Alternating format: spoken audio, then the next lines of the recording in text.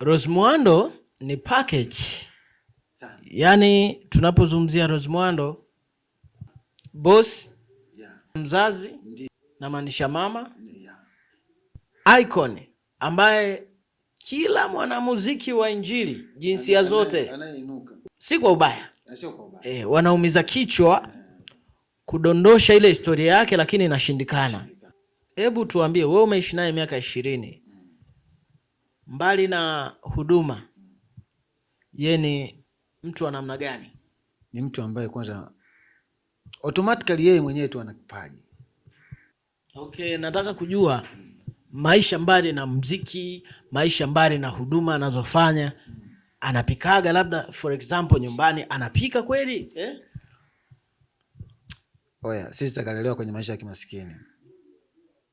Na ukifuatilia watu wengi sana ambao wanaojua kupika ni wale waliotoka kwenye familia za kimaskini. Kwa hiyo Maza anapika kabisa. Anapika sana. Tena umenikumbusha hapa juzi wenyewe tumeenda Nairobi, tumebeba mchele wetu, tumebeba na nyanya chungu ambazo sisi kwetu tunaita ngogwe.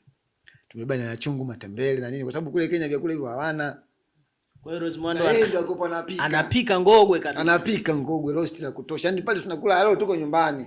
Yaani ana balaa yule, yaani wewe achana naye. Hivi ni vitu ambavyo Watanzania na dunia haijui kwamba malkia wa muziki wa injili Rose Muhando, mbali na kumuona tu stejini, huwa anafanya vitu vingine kama watu wengine wanavyofanya. Yes.